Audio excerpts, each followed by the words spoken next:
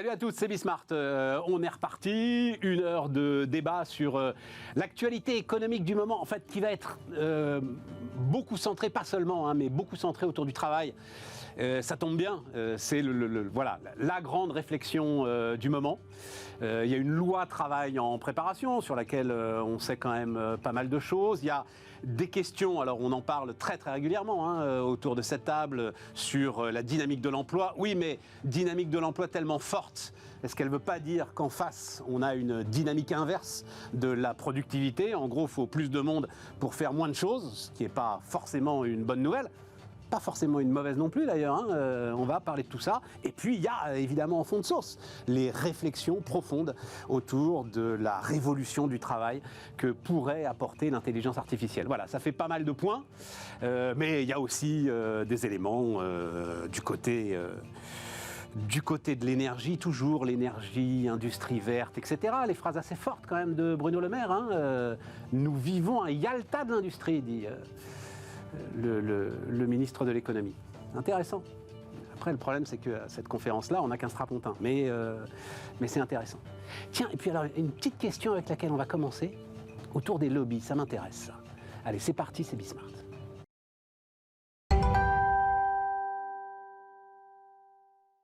Donc, Erwan Tison, salut Erwan. Bonjour, directeur des études de l'Institut Sapiens. Avec nous, et Denis Ferrand. Salut Denis. Bonjour. Directeur général de Rexecode.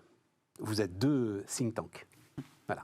Et on a lu que l'Institut Montaigne, donc, mais vous connaissez l'histoire mieux que moi, je vais essayer de la résumer, haute autorité pour la transparence de la vie publique, qui, dans le cadre d'ailleurs d'une réflexion plus large de l'Assemblée nationale sur les lobbies, demande à visiblement certains think tanks, mais pas tous, vous allez nous le dire, de s'inscrire comme lobby.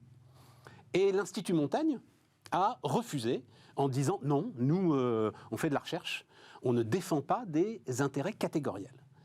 Je sais que, Erwan, on a ensemble assez souvent parlé des think tanks, de leurs faiblesses en France, etc. etc. Est-ce que tu as été sollicité d'abord par, enfin ton patron, j'imagine, Olivier Babot, sollicité par cette haute autorité, et qu'est-ce que vous avez répondu? Alors non, on n'a pas été sollicité, mais on a été regardé par acquis de conscience un peu dans la définition. Et dans la définition, c'est clair et considéré comme un lobby, quelqu'un qui va demander, en termes d'injonction, en fait, à un parlementaire, justement, de pouvoir de réaliser une telle action, de manière directe. Donc, du coup, vu que moi, je considère qu'on est... Alors, si les think tanks sont des lobbies, dans ces cas-là, toute personne qui a pignon sur rue est un lobby. Pignon sur rue, pardon, est un lobby. Parce que quand tu émets des idées, quand tu fais effectivement de la recherche, il y a chacun un prisme idéologique. Nous, on est plutôt, justement, un prisme pro-libéral et pro-technologie. Mais dans ces cas-là, moi, je ne vais pas mettre un fusil sur la tempe de chaque parlementaire pour leur dire, justement, quoi faire. Après, la pression qui peut être générée par justement la réalisation d'une certaine étude, parce qu'elle prend beaucoup d'ampleur, parce qu'elle va prendre justement le devant de la scène, le député ou le parlementaire peut se sentir obligé lui-même de faire l'étude en question. Mais c'est la même chose quand à la CGT qui bloque une raffinerie et qui demande le retrait d'un texte de loi. Donc dans ces cas-là, eux aussi doivent être considérés comme un lobby, ou quand Greenpeace demande la... Oui, mais là où ça... Je me souviens de cette étude qui avait été passionnante d'ailleurs, faite par Tesmar et Landier, donc deux économistes, payés par Free, sur les effets sur l'investissement en télécom du quatrième opérateur. Très très intéressant, dont Montebourg d'ailleurs s'était emparé pour dire vous voyez la concurrence c'est absolument génial. C'est vrai que là, si tu sais pas qui paye, Parce qu'il faut être transparent. Voilà, c'est ça. Il faut le dire. Et là-dessus, et donc la liste des donateurs de Sapiens, par exemple, elle est claire, elle est publique, elle est... c'est transparent, parce que de toute façon, il n'y a rien de pire que de te faire attaquer sur justement une opacité. Donc autant être transparent à fond, et la plupart des think tanks le sont, en disant, bah voilà, qui finance. Alors après, il y a aussi, et ça c'est dans la culture française, c'est pas parce qu'une entreprise finance des travaux qu'elle achète les conclusions. Et ça, nous, on est extrêmement clair dessus. Oui, mais à ce moment-là, tu ne peux pas les publier, les conclusions, si elles ne les achètent pas. Mais non, nous, ce qu'on fait, c'est qu'on les achète du temps d'étude. On fait un partenariat, et des fois, il y a certains partenariats où on a des conclusions qui ne vont pas dans le sens de la personne qui souhaiterait justement qu'on aille. C'est ça aussi qui peut différencier d'un lobby, c'est-à-dire qu'on n'est pas un porte-parole, on est juste des personnes qui... Mais est-ce qu'à ce moment-là, tu as le droit de publier les conclusions? Ok, elle va te payer pour ton temps d'étude. Bien sûr, oui, bien sûr. Parce que nous, on a une charte où tout est inscrit de toute façon sur notre site internet. Ah, et tu as le droit de publier les conclusions, même si elles... On a des études qui sont réalisées en partenariat. C'est pas génial dans ton business model, ça, à mon avis. C'est pour ça que les think tanks n'ont pas énormément de moyens non plus. Non, parce qu'il serait assez légitime à la limite que l'étude, ok, il te paye ton temps d'étude, mais l'étude, elle appartient à l'entreprise qui la paye. Oui, bien sûr. Après, libre à elle de la publier ou pas, ce qui se fait sur les sondages notamment. Là, ça peut ne pas être publié, mais ce qui est important, en tout cas, et je parle pas pour tous les think tanks, mais chacun fait un peu comme il veut, mais si on veut justement que les think tanks gagnent en crédibilité, gagnent en poids, cette clarté, on va dire, elle doit justement être mise en avance. Avec le comme corollaire, on reste de toute façon totalement indépendant parce que tu as des chercheurs qui, quand tu regardes la liste de nos experts, t'en connais certains, il y en a certains pour leur faire tenir le stylo et leur dire ce qu'ils doivent dire, c'est très compliqué. Mais bien sûr, impossible. mais bien sûr. Même chez Montaigne, on a beaucoup d'experts brillants chez Montaigne aujourd'hui, même si Montaigne refuse de se catégoriser comme un lobby, je ne pense pas qu'il soit au sens stricto sensu, mais il y a beaucoup d'experts, il faut leur tordre le bras pour parce que c'est des experts brillants et qui ont leurs propres idées.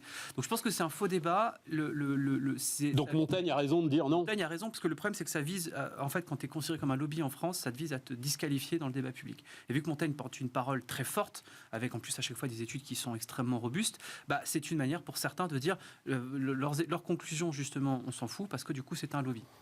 Ce qui est un peu le cas de Rexecode dans le débat public, je trouve, Denis. Je ne peux pas voir une mention de Rexecode sans...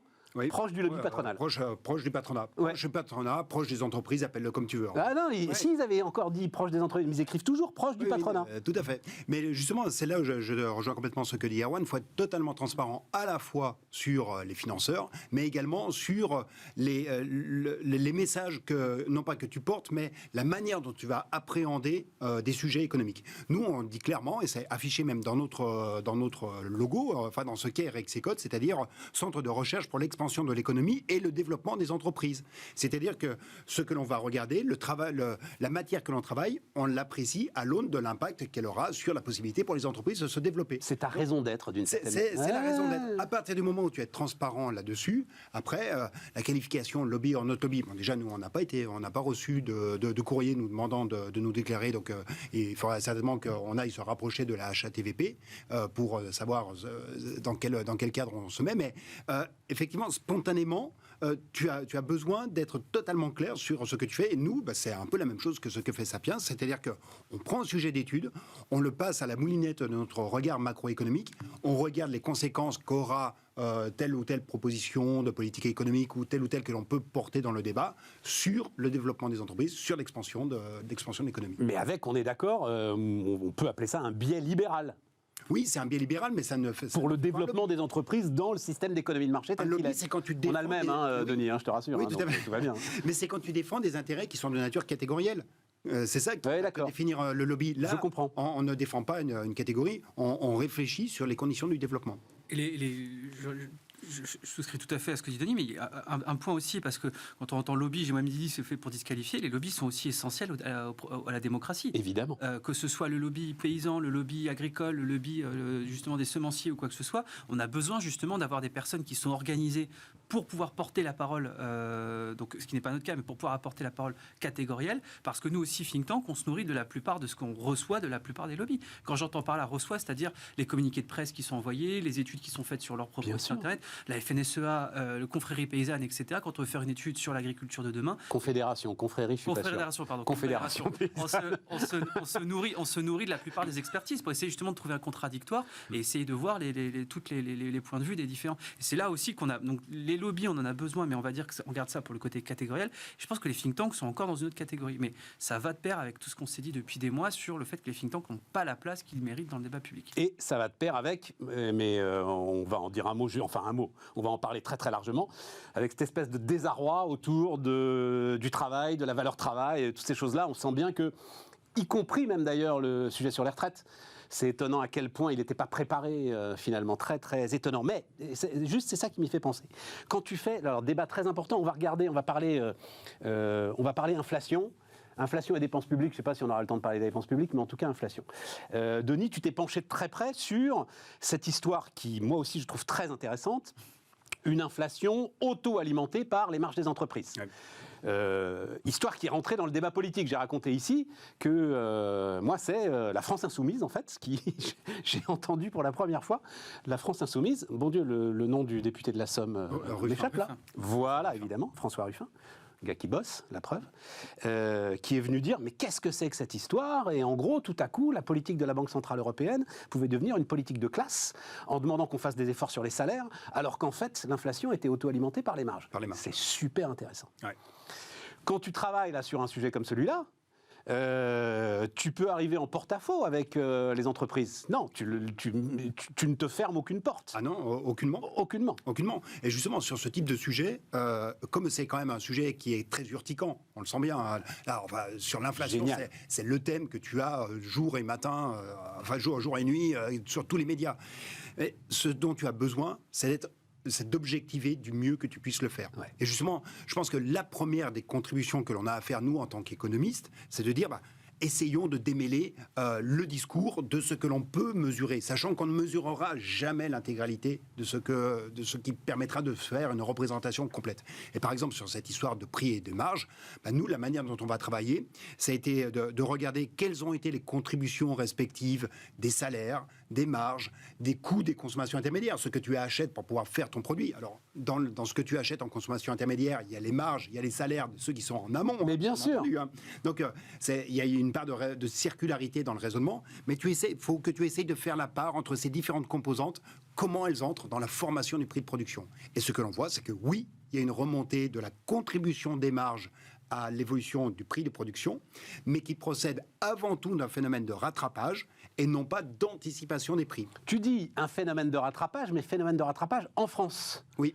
Tu vois une différence entre la situation française et la situation de la zone euro, telle que, parce que c'est quand même en conclave privé d'ailleurs, hein, c'est ça qui a rendu encore plus étrange cette histoire. Oui, tout à fait. C'est en conclave privé que les économistes de la BCE ont commencé à dire bon Dieu, les boîtes sont en train de se goinfrer, et si c'est ça, notre politique monétaire est encore moins bien embarquée qu'elle ne l'est déjà. En fait, voilà. c'est parti de Philippe Lane, Ouais. donc le chief économiste de la BCE, qui En fait, début très mars. exactement, Denis, c'est parti de Reuters. Hein. Ouais. En fait, c'est une indiscrétion, c'est-à-dire qu'il n'a pas fait, à aucun moment la BCE n'a fait, enfin, je crois, hein, n'a fait de déclaration validant ce sujet, tellement il est, comme tu dis, explosif et urticant. Ouais. Et c'est Reuters qui a sorti ça d'un conclave tenu par la BCE en Irlande. Oui, tout à fait. C'était à Dublin, mais la BCE, après, a mis le discours de Philippe Lane sur son site. D'accord. D'une certaine manière. D'accord. Et quand tu regardes, justement, c'est intéressant, on regarde le distinguo entre la France et la zone euro. Quand tu regardes les contributions de chaque pays, enfin les contributions respectives des marges, des salaires, des coûts des consommations intermédiaires, tu te rends compte que en zone euro, oui, il y a une contribution des marges à la formation des prix de production qui est en accélération, qui contribue de plus en plus à l'évolution du prix, mais ce n'est pas le cas en France, où le niveau des marges se retrouve inférieur à ce qu'il était par rapport à la situation pré-crise. Et ça, c'est dû à quoi? C'est dû finalement à notre faible compétitivité? C'est dû au fait que l'économie française a moins de pricing power que les autres économies européennes? En tout cas, celle de la zone euro? Il y a des éléments qui ont joué. Je pense qu'il y a aussi le fait qu'on a perdu, en termes de prix, on a perdu notamment tout ce qui s'est fait du côté de l'énergie, avec la perte de production que l'on a eue chez EDF. Ouais. Tu as aussi une réduction des résultats d'exploitation qui a été très forte. Enfin, les résultats d'exploitation du secteur de l'énergie a été très fortement à la hausse dans tous les pays européens. Oui, mais ça, c'est vrai pour les... Ah, et beaucoup moins? Oui, beaucoup moins en France. Et ça c'est un élément de contribution. Est-ce que c'est le pricing power ou est-ce que c'est un défaut de réaction de la part des entreprises qui ont réagi avec retard à l'évolution de l'inflation? Rappelons-nous tout le débat autour de l'inflation temporaire ou durable. Eh bien, on a mis du temps à réagir. Et là, ça fait une différence, non pas tant d'ailleurs avec la zone euro qu'avec les États-Unis. Il y avait un papier très intéressant de la Fed de Kansas sorti au début de cette année qui montrait qu'aux États-Unis, les entreprises avaient été en anticipation de la hausse des coûts. C'est-à-dire qu'elles avaient augmenté leurs prix avant même que les coûts ne se soient d'ores et déjà propagés. Quand tu regardes ce qui s'est passé en France, tu vois d'abord la très forte augmentation des coûts des achats pour les entreprises, et ça n'est que dans un second temps que les prix ont réagi. Parce qu'elles sont gonflées de pognon, en fait, les entreprises françaises à ce moment-là. Cet effet de liquidité importante des entreprises, ouais, ok, il y a un coût qui est en train d'augmenter, mais ça va, on a de quoi venir. Ça va rester temporaire, on a de quoi venir, et puis je vais peut-être aussi en profiter, ce faisant, pour me gagner quelque part de marché en volume, parce que je ne vais pas augmenter mes prix comme vont le faire mes petits camarades. Sauf qu'au bout d'un moment, tu es passé d'un choc temporaire à un choc durable. Et à ce moment-là, eh bien, tu vas réaugmenter tes coûts. L'exemple de l'agroalimentaire est vraiment frappant. Jamais les marges de l'agroalimentaire n'ont été aussi faibles que début 2022. Donc c'est vraiment le moment où ils se prennent la rafale des coûts. Et elles ont fortement remonté. Elles sont repassées au-dessus de leur niveau moyen de longue période, là, en toute fin d'année 2022. Mais c'est un rattrapage parce que tu as dans le même temps une baisse des coûts qui intervient maintenant et des prix qui ont réagi avec retard. Erwan, comment tu regardes cette histoire elle t'intéresse d'une manière ou d'une autre Bien sûr, mais Denis vient de la résumer de manière parfaite. Moi, ce qui va être intéressant, c'est la façon dont elle va atteindre justement le débat public. Est-ce que du coup, on va retenir l'explication complexe que vient de faire Denis? Et encore une fois, c'est là où pour ça qu'on a besoin des think tanks. Tu vas dire que je retourne en boucle, mais alors est-ce qu'on va retenir le petit tweet justement d'une personne qui dit, en fait, les boîtes se gavent sur l'inflation est due aux boîtes qui se gavent, et donc du coup, il faut mettre à bas le capitalisme. Et j'ai l'impression que la polémique, elle est morte. J'ai pas, moi, elle me passionne, mais j'ai pas l'impression que dans le débat public, elle soit restée présente très longtemps. En plus, pour tout te dire, comme ça, intuitivement, je pense qu'un certain nombre de Français sont de toute façon persuadés que les boîtes se gavent. Toute façon de persuader que la grande distribution se gave, toute façon persuadée. Donc, ça les surprend pas plus que ça. Non. Non, pas ici. Non, c'est pas je pensais possible. qu'effectivement, il imprimerait beaucoup plus ce sujet dans le débat. Et d'ailleurs, là encore, pour revenir sur lobby or not lobby, en fait, nous, on s'empare aussi des sujets parce qu'on sent qu'ils vont être importants. En fait, c'est ça aussi notre boulot. Et là, par exemple, sur ce sujet, je n'ai jamais reçu la moindre commande de la part d'une fédération professionnelle qui m'a dit hey, « Denis, mesure le truc ». Non, en fait, c'est nous qui savons à peu près identifier les sujets sur lesquels il faut apporter de la contribution qui permet d'éclairer le débat. On n'est pas là pour trancher un débat, on est là pour l'éclairer. Point barre. Exactement. Alors, il y a ton magnifique graphique là que tu nous avais déjà apporté d'ailleurs il y a quelques semaines. On va le revoir, que tu as actualisé. Enfin, on devrait le revoir. En fait, c'est quoi? C'est les prix alimentaires qui montent en flèche et la consommation. La conso alimentaire qui chute. Mais enfin, la conso alimentaire, elle ne peut pas chuter non plus. C'est des arbitrages qui sont faits vers le moins cher, c'est ça? Oui, tout à fait.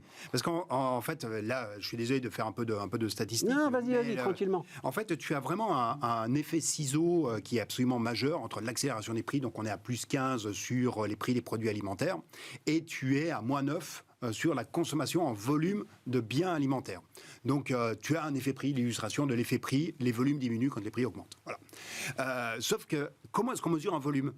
En fait, acheter tes pâtes premium d'une marque... 1,50 €. 1,50 € et tu passes sur une marque premier prix à 90 centimes. À 90 centimes, eh bien, c'est une baisse de volume.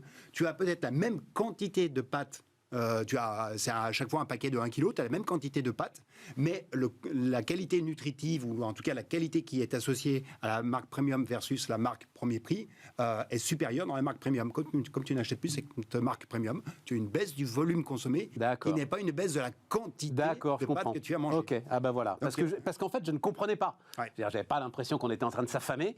Nous, évidemment, on est à l'abri de tout ça, mais que même, la population était en train de s'affamer. Mais voilà, c'est ça le sujet. Et puis il y a aussi un autre point parce que faut regarder le timing. Et rappelons-nous, juste un mot, mais les objectifs de Carrefour, c'est 40% du chiffre d'affaires en marque premium. Donc en marque premier prix. Premier prix. En marque distributeur, voilà, c'est ce que je cherchais. Et donc ça va tout à fait dans ce sens-là. C'est le mouvement. Et la première baisse qui est intervenue, elle s'est manifestée au début de l'année 2022. C'est le moment aussi où les restos réouvrent. Et donc, tu as dans un premier temps, regarde, tu as une hausse initialement sur la courbe en trait bleu. Cette hausse, c'est le fait que les restos fermants, eh bien, tu consommes beaucoup plus d'alimentaire chez toi. Tu as le phénomène à l'envers qui intervient au fur et à mesure des déconfinements. Et la dernière étape des déconfinements, mais c'était le dernier relâchement des mesures sanitaires, c'était début 2022. Donc, tu as aussi un effet de recomposition sectorielle, pas seulement entre le type de produit, mais tu as une recomposition dans les modes de consommation de l'alimentation. C'est-à-dire que tu vois que tu reviens au niveau identique effectivement de la courbe avant l'origine de la hausse, mais par contre tu plonges quand tu as la hausse des prix. Ouais, c'est très Ce graphique, il est excellent. C'est pour ça que moi j'aimais beaucoup ta petite assertion à l'intention des profs d'économie. Non, mais Oui, alors je le dis pour ceux qui nous écoutent en podcast, c'est un tweet en fait de Denis qu'on projette. Et effectivement, il dit ça à l'attention des profs d'économie. On dit un mot juste, puisque ça aussi c'est le prélèvement obligatoire. C'est vrai que ça m'a surpris. Je pense que peut-être même ça a surpris Bercy quand même.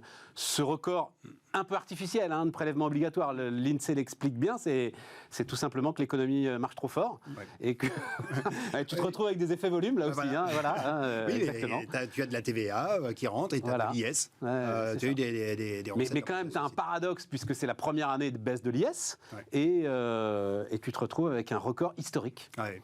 Pour le narratif du gouvernement, ça tombe mal, parce que le côté on n'a jamais autant augmenté, on n'a jamais autant baissé les impôts et les impôts n'ont jamais autant augmenté. C'est vrai que là, pour le coup, la personne qui regarde ça très rapidement, elle peut se dire effectivement, en fait, il y a un loup quelque part. Ouais. Ou alors, c'est une démonstration de la courbe de l'affaire. Exactement. C'est qu'à un moment, quand tu réduis les taux, tu augmentes la base. L'importance d'avoir des impôts à assiette large et taux bas. Oui. Alors, en fait, j'y ai pensé, mais en fait, non. C'est vraiment l'activité. C'est vraiment une sortie. C'est l'activité très particulière de cette période qui explique ça. Oui, tout à fait. Mais c'est malheureusement, je ne crois pas que ce soit la courbe de la fin. En tout cas, l'INSEE ne dit pas ça. Non, c'était pour la boutade. Mais attention, quand même, c'est important de bien penser la relation entre inflation et équilibre des comptes publics. La première année, l'inflation pour les comptes publics, c'est tout bénef. Parce que tu as des recettes qui sont assises sur les valeurs, les recettes de TVA notamment, tu engranges tout de suite le résultat en termes de recettes fiscales. Ça n'est que la deuxième année que l'inflation, elle commence à te coûter. Parce que tu vas devoir augmenter les pensions, parce que tu vas devoir augmenter tout ce qui est indexé. Tous tes contrats avec tes fournisseurs, ils ne réagissent pas la première année, mais la deuxième. Et donc la première année, c'est bon. La deuxième, ça devient plus compliqué. Il y a 13% de tes OAT aussi qui dépendent de l'inflation. En plus. OAT, obligations assimilables du Trésor. Au Trésor. Oui, effet sur la dette. Bon, là aussi, pour l'instant, c'est vrai que ça a été une surprise, puisqu'on s'attendait à ce que ça passe ces fameux 3 000 milliards. Finalement, non. Là, en revanche, l'effet de l'inflation sur la dette, il est positif à partir du moment où tes taux d'intérêt restent inférieurs au taux d'inflation, on est d'accord. Exactement. Et pour l'instant, tu es toujours en tout à fait. Taux d'intérêt réel négatif. Mais en nominal, enfin vraiment en masse de ce que tu vas devoir sortir pour tes charges d'intérêt, effectivement, comme le dit Erwan, cette année, c'est une augmentation de ta charge d'intérêt pour tout ce qui concerne les titres qui sont indexés sur l'inflation. Donc forcément, les taux ont augmenté. Mais dès 2023, on passe dans le moment où la dette qui vient à échéance porte un taux moyen plus faible que celui que tu vas devoir émettre, que celui que tu vas avoir si tu faisais exactement la même maturité. Absolument. Donc ça y est, on a quitté le moment, le délai de grâce est révolu désormais. Mais c'est en nominal, pas en réel. Oui, mais enfin, c'est quand même, on va avoir une 50aine de milliards. Oui, tout à fait. Presque 60. Ça va monter. Donc ça va être, 2023, ça va être le premier des budgets de l'État, devant l'éducation nationale. Et t'es à kiff-kiff, mais t'es à kiff-kiff, quoi. C'est un signal qui est très... T'es à 57 milliards, si je dis pas de bêtises, selon l'INSEE, en estimation sur la charge de la dette, et t'es à 59 sur l'éducation. Donc, juste pour la partie publique, pas pour la partie collectivité et ménage. Mais c'est un signal, Mais c'est un signal, malheureusement, tu peux rien faire, quoi. Il n'y a plus de frein sur le train. Ah oui, là, le train, il vogue. Bien. Le train vogue. Mais tu sais très bien que j'ai une passion pour les trains, Stéphane. Le train vogue. Tu sais, ça me fait penser à ce truc qu'on faisait, c'est les Airbus 2. Et j'ai quand même vu à un moment, c'est quoi ? Ah oui, c'est ça. Donc c'était la composition de Naval Group, l'Airbus des mers et sur les rails. Ouais. Donc j'ai quand même eu ça. Je crois qu'on est au bout des images journalistiques. On marque une pause et donc on parle du travail et de la valeur travail.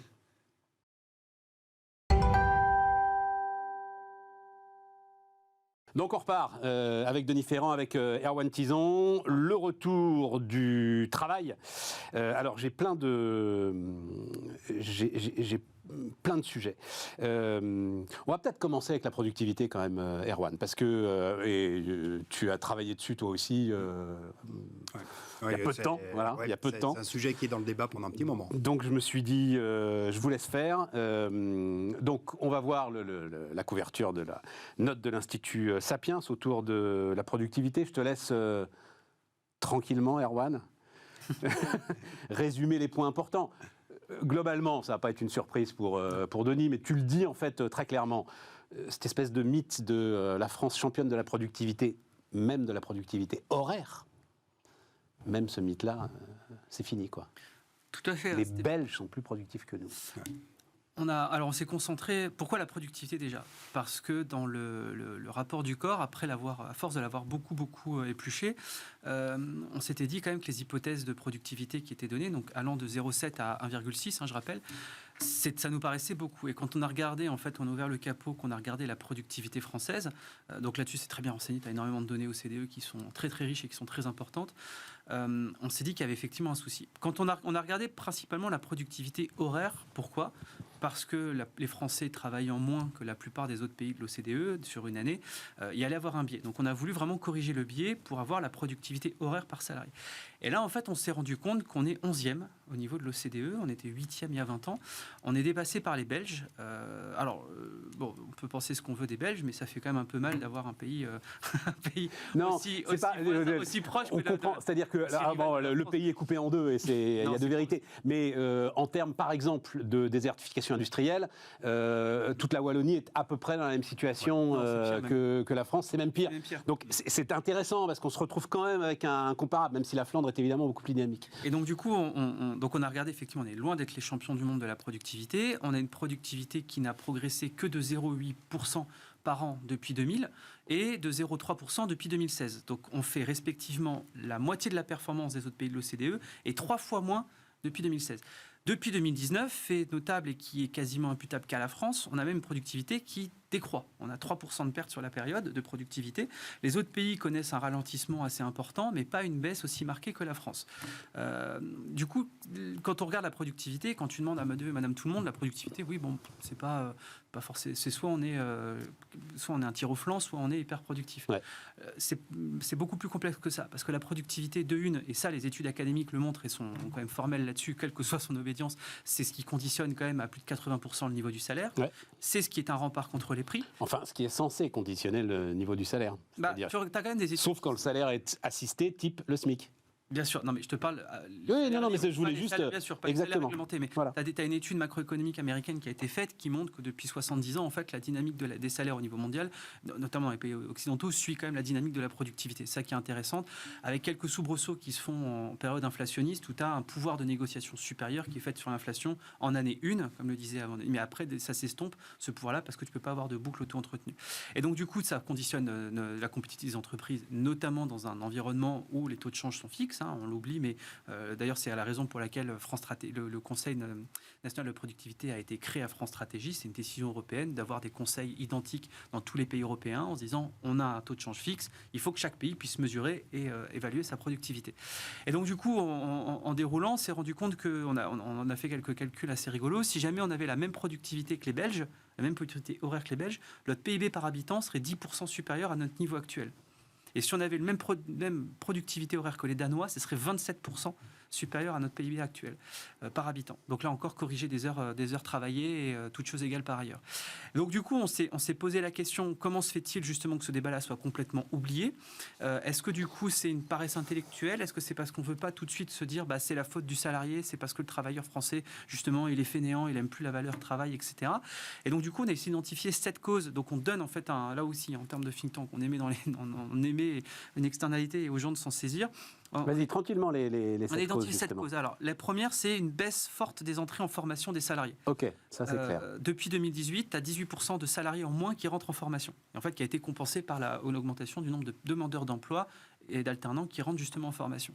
Depuis 2000, tu as une diminution de 20% du nombre d'heures de formation par personne formée. Donc en fait, tu as une baisse en volume. Mais ça, je suis sidéré. Malgré tout ce qu'on raconte sur Malgré l'effet tout ce qu'on Pénicaud, etc., En fait, le compte personnel de formation et toutes ces histoires-là. L'effet Pénicaud, c'était une excellente réforme que nous, on avait soutenue et qu'on a promue même, mais en fait qui a été excellente sur les outsiders. Parce que la vision, c'était de se dire, il faut qu'on forme un maximum de personnes qui sont en dehors justement du taux de chômage pour les ramener dans le taux de chômage, parce que le KPI du politique, c'est le taux de chômage, c'est pas la productivité.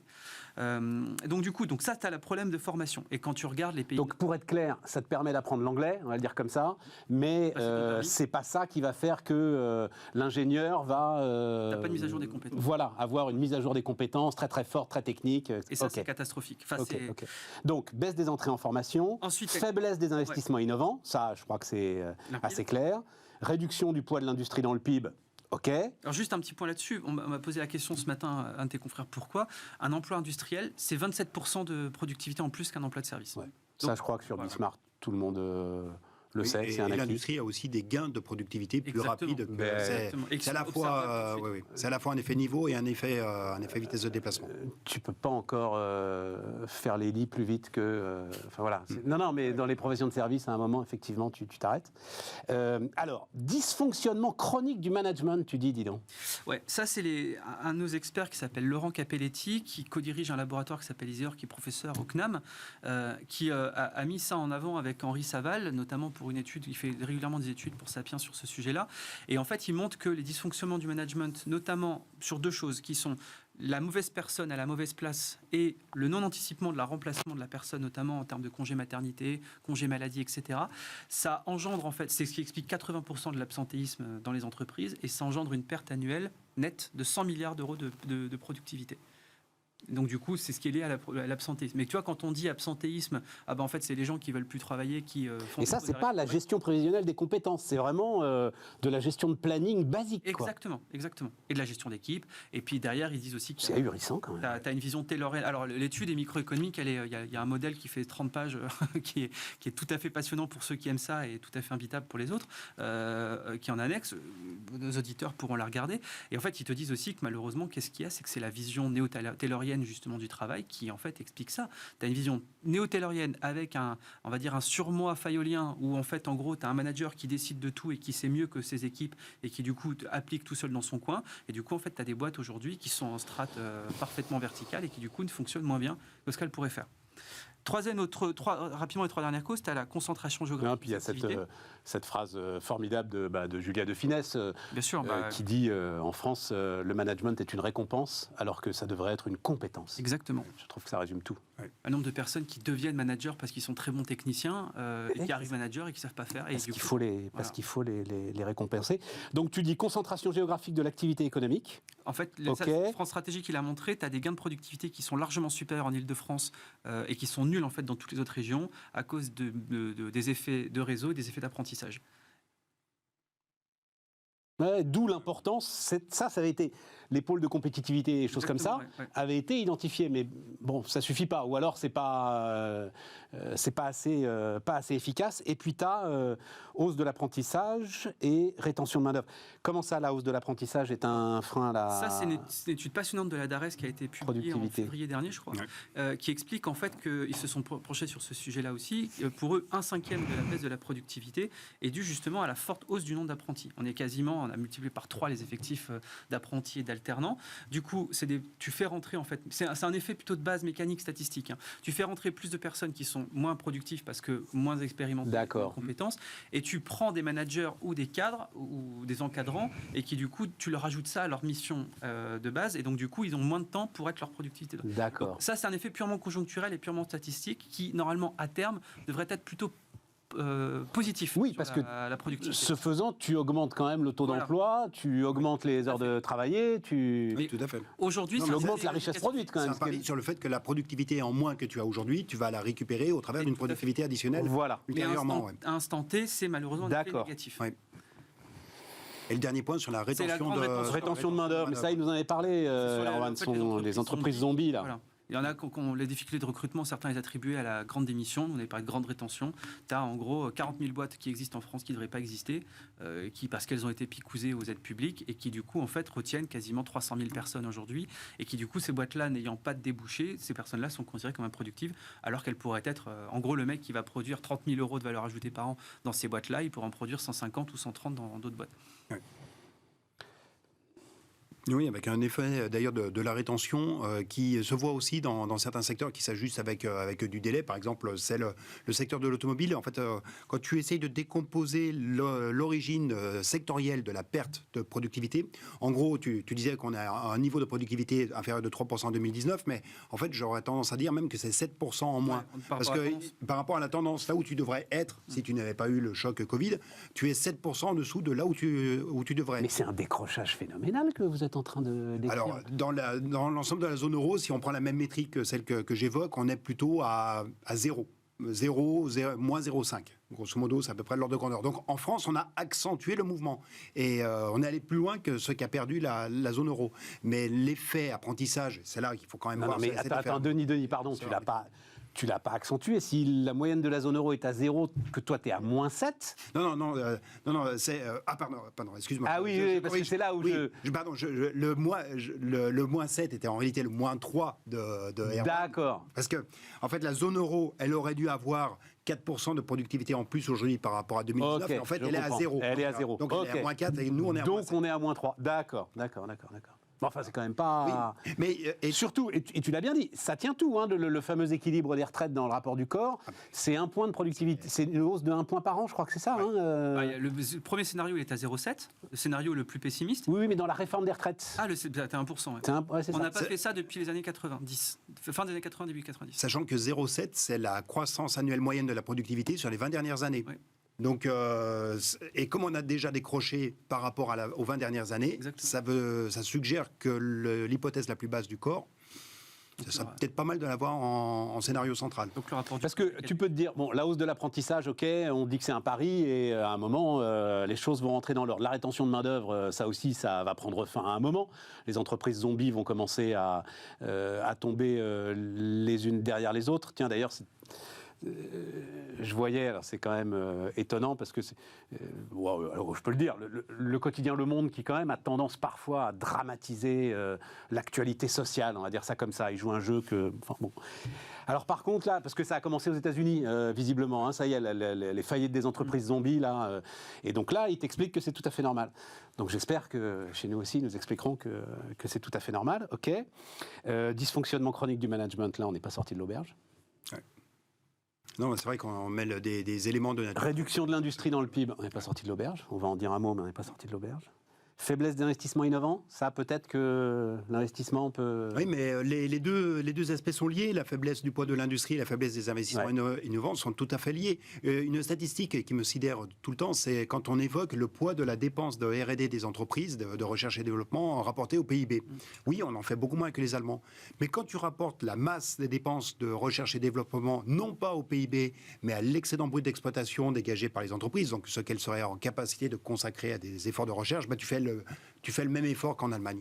Et en réalité, c'est plus un effet de taille de ce que tu peux mobiliser qu'un effet d'effort individuel. Est-ce que c'est le bon critère, Denis, les budgets de recherche-développement ? Non. On dit sans arrêt, on met en avant la faiblesse du budget de recherche-développement d'Apple, par exemple. Parce que tout ce qui est robotisation, tout ce qui est numérisation de la chaîne de production, tout ce qui est, pour employer des termes techniques, le end-to-end et toutes ces choses-là, c'est pas de la recherche-développement, c'est des investissements dans la modernisation de ton outil de production. Ah oui, tout à fait. Et c'est ça qui booste ta productivité quand même. Oui, c'est ça qui va faire la différence. Oui. Non, mais, ce qui est déjà sujet à discussion du côté de Apple l'est encore plus quand tu vas le faire à une échelle macroéconomique. L'observation macroéconomique où tu te contentes de regarder ce qui se passe en dépenses de R&D, c'est un non-sens. C'est comme les dépôts de brevets, quoi. Enfin, je suis ravi, les dépôts de brevets, mais enfin, c'est pas signe que derrière, tu vas pouvoir monter à l'échelle. Bon, et donc, 4 leviers pour tenter d'inverser la tendance. Et c'est pour ça que je suis content d'avoir mis la courbe des prélèvements obligatoires d'abord, parce que tu commences en bon français, augmenter drastiquement les dépenses de formation professionnelle dans notre pays. Il n'y a pas marché public derrière. Non, c'est vrai. Et nous, on explique dans la note que c'est aux entreprises, parce qu'elles profitent directement de l'augmentation de la productivité, donc du coup, c'est aux entreprises de le financer, aux actifs, désolé de le dire, mais des fois, l'usager doit aussi financer son propre service. C'est un grand débat, ça. Ouais. Parce que lui aussi profite via l'augmentation justement de son salaire et donc du coup de son pouvoir d'achat. Donc après, on peut le faire sur des mécanismes. Mais si tu veux qu'il le fasse, il y a eu tout un débat passionnant sur le ticket modérateur pour la formation. Je ne sais pas où il en est d'ailleurs. Il va ressortir très vite dans le travail, mais ouais. ça, c'est si tu veux qu'il le fasse, il ne faut pas qu'il y ait de ticket modérateur. Que tu aies un ticket modérateur pour qu'il apprenne à faire de la peinture sur soie, je veux bien. Mais pas pour se former sur les nouvelles machines. Il y a deux choses, Stéphane. Il y a le fait de mettre en place un ticket modérateur pour tout le monde. Et donc dans ces cas-là, en fait, tu casses, tu crées une désincitation près de 80% des profils, et il y a le fait de faire supporter une partie de la formation parce qu'elle va être lourde, des lourdes formations, hein, je te parle de formations qui coûtent 15, 20, 30 000 euros pour l'actif, où tu leur dis, tiens, vous allez rembourser sur 10 ans, et ça va correspondre à un remboursement de 60 euros par mois, mais vu que tu vas avoir une augmentation de salaire liée à cette formation-là de 200 euros, tu peux peut-être te permettre de le faire. Et donc du coup, c'est le même mécanisme que le CPF, mais d'un point de vue lycée sur le long terme. Et il y a récemment Gilles Berset qui a sorti un travail qui était très intéressant sur la rémunération de l'effort à la formation d'une certaine manière. Qu'est-ce que tu gagnes en salaire quand tu passes du SMIC au revenu médian ? Et en fait, tu gagnes très peu. Bien sûr. Tu gagnes très peu. En fait, tu dois. C'est terrible. L'écart est très faible, et donc ton gain à monter dans l'échelle des salaires est en réalité très, très atténué, parce que tu perds certains services sociaux qui te sont attribués aussi sous conditions de ressources. Enfin, tu as tout un ensemble de prestations qui disparaissent en même temps que tu augmentes dans l'échelle des salaires. Mais l'échelle est elle-même assez écrasée. Et c'est en France, parmi tous les pays européens, que le gain à l'effort est le plus faible. Tout à fait. Parce que c'est des salaires qui sont cassés avec des trappes, des incitations qui sont faites à cause d'une échelle qui n'est pas lissée. Hein. Et c'est particulièrement terrible, en fait, pour les jeunes générations. C'est-à-dire ceux qui démarrent aujourd'hui, qui démarrent un tout petit peu au-dessus du SMIC, et qui réalisent le mal qu'ils ont finalement, mais... les entreprises n'ont pas le temps de l'expliquer, etc. Mais ok, je vais te donner 100 euros de plus, ça va me coûter 400 euros. Ça, c'est très compliqué. Un peu moins, mais enfin ça dépend à quel niveau. Dès que tu sors des 1,6... Oui. Ah oui, en fait, c'est ça le truc. 1,6 SMIC, pardon. Et tes effets de seuil sur Merci Fillon. C'était l'effet Fillon, c'était l'effet... c'est malheureux, mais tu as créé une trappe à pauvreté. Ah oui. Et depuis, c'est rigolo, mais depuis la mise en place de l'effet Fillon, le salaire médian s'est concentré justement autour de 1,6 SMIC. Et il a augmenté 2 fois moins vite que le salaire du D1 et du D9. Ouais. Donc, ok, dépenses de formation, investir massivement dans la robotisation. Mais ça n'a pas... Et Denis, là, on avait fait un tour de France qui ne me rajeunit pas à une époque, avec l'UIMM. Tu te souviens de ça ? Oui, tout à fait. Mais c'était déjà la thématique, c'était il y a combien de temps ? C'était il y a 10 ans. Facile. Plus que 10 ans. Plus que 10 ans, parce qu'il y a 10 ans, justement, c'était le suramortissement de François Hollande qui permettait ça, cet investissement massif dans la robotisation. Il n'a pas été fait ? Non, il n'a pas été fait. Mais pour autant, sur la robotisation, en fait, certainement le meilleur vecteur de robotisation, ça va être ce que les entreprises ce que les économistes appellent en réalité la substitution capital-travail. En fait, tu es sur une problématique d'accès à la ressource première, qui est la ressource en main-d'œuvre, qui est telle désormais que tu vas être incité à faire de la robotisation partout où tu pourras automatiser, tu le feras. Donc la robotisation, ça fonctionne peut-être plus avec des mécanismes qui sont vraiment nichés dans le fonctionnement de l'économie au travers de dispositifs. Ils ont eu le suramortissement et ils ont eu, en sortie de Covid, moi j'ai reçu ici au moins une dizaine d'industriels avec tout ce qui a été France Relance. Ouais. C'est-à-dire qu'on leur a donné, c'était du don, c'est pas du prêt, c'est du don direct pour moderniser l'outil de production. Donc, à un moment, non, c'est juste pour dire, c'est le truc dont tu ne parles pas. C'est le chef d'entreprise lui-même, quoi. Mais bien sûr, ouais. mais on l'explique là, c'est la synthèse. Dans la note, on explique un peu plus. L'IFR, l'Institut of Future of Robotics, donc qui fait des statistiques annuelles justement sur le taux d'équipement des différents pays. Et là, ce qui est bien, c'est qu'ils différencient robots industriels, robots serviciels, robots à la personne, etc. En fait, ils disent que la France ne cesse de chuter. On perd à peu près 1 ou 2 places par an dans le classement. Et ça, qu'on ne me dise pas que c'est la dépense publique, le truc, le machin, le bidule. C'est les gars qui... on est d'accord, c'est la vision des patrons. On en revient au management. Oui, mais c'est au-dessus du management, c'est vraiment la vision du patron, là. Ça fait partie justement du côté prospectif qui nous manque peut-être aussi un petit peu, quoi. Peut-être aussi du côté des bouchers, parce que tu sais, quand tu discutes avec des patrons, il y en a qui te disent le gros problème, je veux pas, pour faire simple, je veux pas créer des ludites chez moi. Mais ce qu'ils oublient, c'est que... Il faut l'expliquer là, des ludites, c'est-à-dire Les des gars qui voilà, seront qui plus cassent capables de travailler. qui cassent les machines parce que les machines prennent leur boulot. Mais Voilà. ce qui est intéressant, c'est quand tu regardes justement les écrits sur Ned Ludd à l'époque, donc qui était le révolutionnaire en charge justement de cette révolution-là, enfin qui était la tête de pont de cette révolution-là. Alors, il y a beaucoup de choses peut-être qui sont apocryphes, mais on imagine que en fait Ned Ludd s'est révolté non pas parce qu'il y a eu des tissés à métier automatisés, mais c'est parce qu'en fait il avait reçu à l'époque des coups de fouet véridiques de la part du contremaître qui lui disait d'aller aussi vite que la machine. Et donc du coup, en fait, il y a eu pendant les premières semaines une cohabitation qui s'est faite de manière tout à fait pacifique entre le facteur travail et le facteur capital. Et c'est au moment où le management justement a attendu la même rentabilité des deux. Alors. Et donc du coup, la révolte excellent. des ludites n'est pas une révolte anti-technologie, mais anti-management. Ouais. Mais à la fin, ils ont cassé les machines. Et à la fin, ils ont cassé les machines. Bah oui, t'as pas le choix. Ouais. Qui a valu pour les Anglais une rage contre les machines d'ailleurs. Mais c'était non, mais du coup, c'est pour ça, tu vois, Non, que la le question. nom du groupe de rock, il vient de là. Bah, il y en a qui te disent ça. J'y crois pas trop. Bon, mais refermons cette parenthèse. mais donc du coup, tu vois, le côté je refuse du robotisé parce que j'ai peur d'avoir des ludites, bah, c'est la preuve justement qu'ils n'ont pas compris que les ressorts justement de la révolution technologique, c'est d'abord des ressorts d'une révolution de management et pas d'une révolution du travail. Tu peux pas dire la même chose du côté de ChatGPT Bah si, bien sûr que si. En réalité, j'ai l'impression qu'on a face à ChatGPT les mêmes réflexes que vont avoir les mouvements ludites. Parce qu'on ne voit jamais où va se faire le grand déversement chez Alfred Sauvy. C'est-à-dire que chaque fois qu'on a introduit de la machine, en réalité, tu libères du pouvoir d'achat, tu libères de la création de valeur, tu libères justement des gains de productivité pour en revenir à votre thème, au thème de votre étude. Écoute, il y a une étude dont je parle là depuis quelques jours, donc réalisée par le cabinet de Pierre Giacometti, là, à Nocom, que vous avez peut-être vu, elle a été publiée dans la presse. Il y a une courbe, mais qui est sidérante, parce qu'en plus, elle n'est pas liée à ce qui se passe en ce moment, justement. Elle n'est pas liée à ce débat sur l'intelligence artificielle. Elle démarre en l'an 2000 ou un peu après. Vaut-il mieux un pays qui accélère alors je ne sais plus quelle est la phrase exacte, mais dans la modernisation des métiers vers le numérique et le digital, ou vaut-il mieux préserver les emplois existants tels qu'ils sont ? C'est 70-30 là. 70% de nos concitoyens préfèrent préserver les emplois tels qu'ils sont plutôt que de se lancer dans le numérique. Tu auras d'ailleurs probablement les mêmes proportions si tu poses la question sur la mondialisation. C'est un peu la même chose. C'est aussi presque une forme de refus de la projection. C'est moins fort. Oui. C'est moins fort. Tu regarderas l'étude, c'est moins fort. D'accord. Cette courbe-là, alors, et en plus, ça y est, je me souviens exactement quand est-ce qu'elle commence, parce qu'elle commence avec l'élection de Macron. Et donc le bilan de ce jeune président qui était pourtant l'expression du monde moderne, ça a été d'en faire fuir nos concitoyens. Ces proportions ont diminué, enfin la proportion de ceux qui sont associés, qui sont attachés au progrès a diminué. Ah mais c'est Non, sidérant. la courbe, C'est sidérant. Ah ouais, chaque année, tu perds 5% chaque année. En gros, à l'élection de Macron, tu es à peu près à 50-50. Et aujourd'hui, tu es à 70-30. On n'est pas sorti des ronces. C'est le commentaire qui s'impose. Ouais. Voilà. Et donc, effectivement, tu te rends compte du boulot. Et c'est ce que tu dis là, en fait, le chef d'entreprise qui te dit ça, il prend acte. Voilà, il n'a pas vu l'étude de Nocom, mais finalement, il la vit, l'étude de Nocom. Mais tu sais, le nombre, tu dois recevoir aussi, Denis, tu dois en côtoyer, je ne vais pas citer de nom, mais de gens qui nous demandent, des chefs d'entreprise qui nous disent moi, j'ai 10%, 15% de mes salariés en fonction support qui sont déjà aujourd'hui obsolètes. Qu'est-ce que j'en fais ? Et le problème, c'est qu'en fait, c'est le syndrome de la caissière. Moi, j'avais écrit mon premier bouquin là-dessus. Aujourd'hui, tu te dis, la révolution numérique, elle est absolument à bannir parce qu'on remplace des caissières par des caisses automatiques.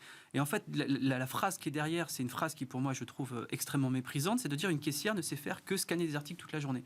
Et on ne se pose pas la question, comme l'ont fait par exemple les Danois, les Suédois, les Hollandais, des compétences tacites, justement, que peut avoir, on en a déjà parlé 1000 fois ici, la caissière qui se réoriente, qui devient commerciale, parce que du coup... Oui, mais parce que, alors, je suis, tu sais, défenseur de la grande distribution, moi, c'est comme ça, non, mais ses vices. C'était pas un procès. Il se la pose. Non, mais en l'occurrence, il se la pose. Je sais qu'il se la pose. Et à chaque fois que je discute avec eux, ils me disent mais il n'y aura pas de plan sidérurgie de la grande distribution. On a besoin de ces nanas, justement, ou de ces hommes, de ces femmes, pour leurs compétences et pour aller dans les rayons. Voilà. Exactement. Mais ces personnes-là ne seront pas forcément non plus dans la grande distribution. Elles partiront. Peut-être. Mais même la grande distribution en a besoin, justement, pour guider le consommateur, soit vers les marques repères, soit vers les marques premium. Et pour faire ce déversement-là, nous, on a calculé, il faut quasiment 4 points de PIB en plus Alors, nos auditeurs vont s'effondrer. 4 points de PIB en plus sur la formation professionnelle. Mais il faut aussi changer les structures parce qu'aujourd'hui, malheureusement. 4 points de PIB, il faut que tu me dises parce que je suis perdu, moi, ça fait 100 milliards. Oui, si tu veux te rapprocher, le pays ultime là-dedans, c'est le Danemark. Le Danemark, c'est l'article 5 de leur constitution. Chaque salarié a le droit justement à une formation, chaque adulte a le droit à une formation tout au long de sa vie.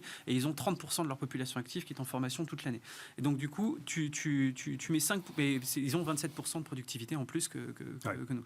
Tu mets justement 5 points de PIB, tu mets 5 points de PIB sur la table et tu fais en sorte que ce ne soit pas les branches qui gèrent, parce qu'aujourd'hui, les branches, quand elles vont te dire, ou une boîte va te dire, c'est toute la logique derrière le dédit de formation, je veux bien former le mec, mais par contre, il a intérêt à rester chez moi et pas partir dans une autre branche ou dans une autre entreprise. Et donc, du coup, tu crées en fait une mauvaise appétence à former. Alors qu'aujourd'hui, le consultant du ChatGPT, toutes les gens qui vont justement être rendus obsolètes par ces technologies-là, eh ben, il faut capitaliser sur leurs compétences complémentaires, les développer, et donc, du coup, faire en sorte qu'ils puissent aller dans d'autres entreprises. Mais ça, tu n'as pas cette logique-là en France. Effectivement, on voit la formation uniquement par un bénéfice individuel, là où en réalité c'est un bénéfice collectif. Et justement, appréhender la dimension de la formation au travers de ce qu'elle permet en termes d'augmentation de productivité générale de l'économie. Et c'est très important de redire ce que tu as dit tout à l'heure, c'est-à-dire que ce qui fait la progression du salaire réel, pas le salaire nominal, le salaire réel, donc le vrai gain de pouvoir d'achat, c'est la productivité. Il n'y a pas de mystère. Sur 50 ans, tu regardes les courbes de salaire réel et les courbes de productivité, c'est ça qui te fait la relation entre les deux, parce que tu n'as pas une déformation durable de l'économie en défaveur ou en faveur du... Non, mais en fait, tu n'as même pas besoin de regarder les courbes, c'est du simple bon sens. Mais oui, mais...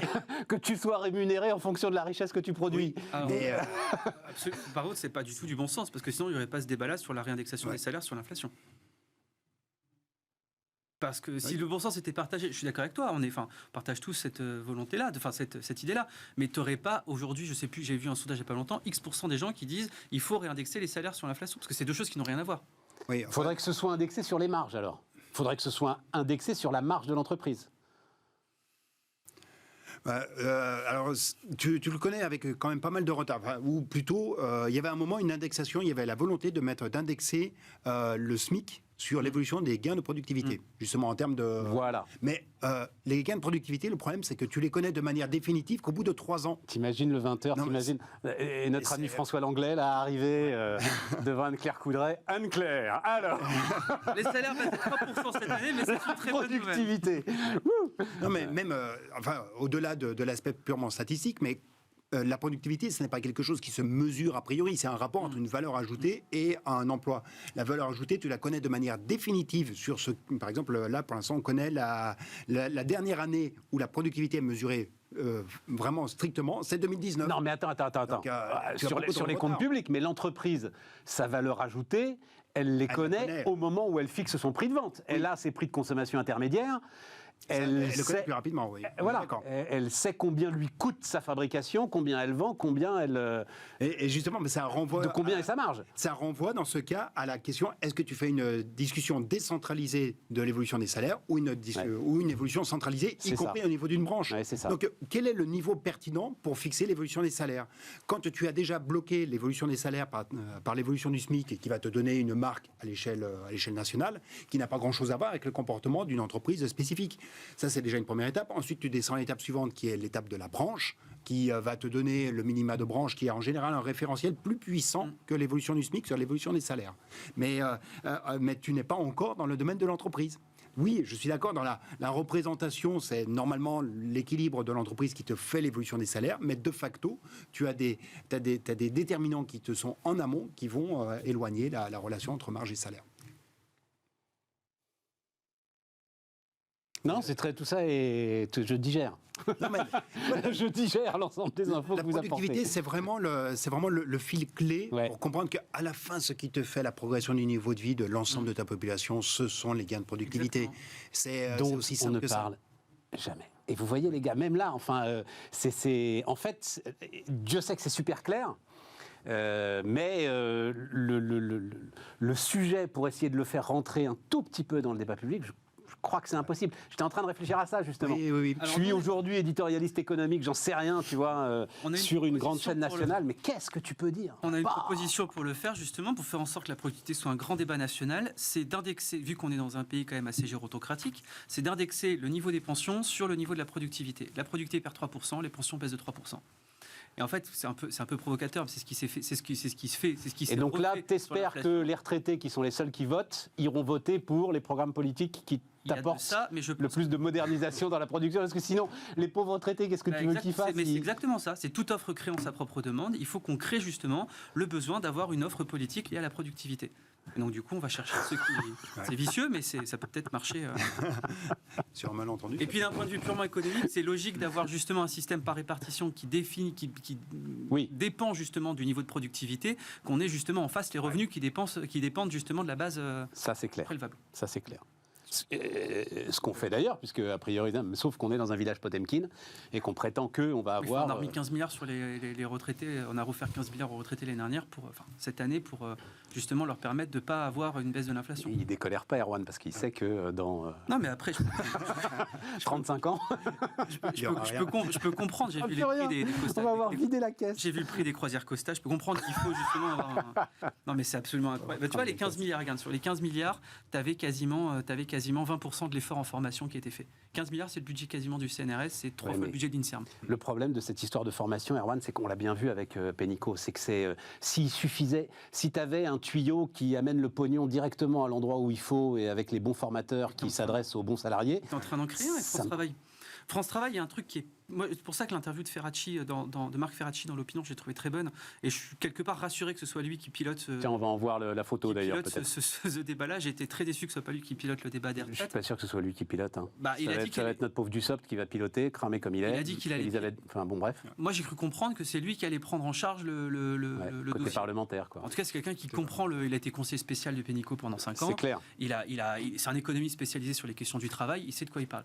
Et quand il explique justement dans France Travail qu'une des logiques de France Travail, ce sera de mettre en coordination justement tous les acteurs. Parce que quand tu discutes aujourd'hui avec des acteurs de l'insertion, j'entends par là énormément de boîtes justement auxquelles Pôle emploi externalise énormément. Bah, la plupart des boîtes là, en fait, elles ont des taux de réussite qui sont exceptionnels. Tout ce qu'elles disent aujourd'hui, c'est que malheureusement le public étant rétif au fait que ce soit réalisé par des entreprises privées, parce que tu te dis quand même, c'est une poule qui tend justement le couteau pour se faire égorger. Là, tu as l'occasion, avec France Travail et la volonté de la part de l'exécutif, en tout cas de la majorité, de mettre en lien, de faire justement des réseaux et des modèles d'externalité qui sont extrêmement puissants. Sur un territoire, de concentrer. Exactement. Et en plus, si tu concentrer tout ce qui existe sur un territoire. Et si tu rajoutes là-dedans les associations et les entreprises à but d'insertion, ça ne marche pas, Erwan. Tu vas te retrouver avec des usines à gaz type intercommunalité. Ça ne marche pas. Non, parce que normalement, France Travail, tu auras un baron local de France Travail qui devra justement piloter ça. Dieu t'entende. Hein. Tu retombes sur le management, et alors là, en plus, tu es sur le management public. De toute façon, là, tu n'as pas le choix, parce que avec la réforme du RSA, tu vas être obligé de toute façon de trouver des mécanismes d'insertion pour la plupart justement de ces demandeurs-là. Et c'est pas les conseillers de Pôle emploi qui vont le faire. Il faudra en employer 800 000 pour satisfaire ça. Tu devras t'appuyer sur les EBE, les entreprises à but d'emploi, et sur les insertions, et sur les associations, quelles qu'elles soient. Et donc du coup, c'est là où tu vas être obligé de créer justement un nouveau tissu hybride public-privé. Combien d'allocataires du RSA aujourd'hui ? Qui sont justement 1 million, 2 sous les millions. radars. T'as 1,3 million. 1,3 million, voilà. Il va falloir aller les chercher. Hein. Mais en fait, c'est bref, t'as un tiers on qui est est au bout, considéré comme inemployable. Donc, allons chercher les 2 tiers par justement des mécanismes locaux. Et je pense que on va y croire. Ce qu'a proposé Ferracci est intéressant. Mais si on n'y croit pas, Stéphane, on a... Exactement. Qu'est-ce qu'on fout là ? Je suis tout à fait d'accord avec toi. Voilà, on va y croire. Merci, Denis. Merci, Stéphane. Merci beaucoup pour cette discussion passionnante. Merci, Erwan. Et on se retrouve demain pour de nouveaux débats autour de l'actualité économique sur Bismart.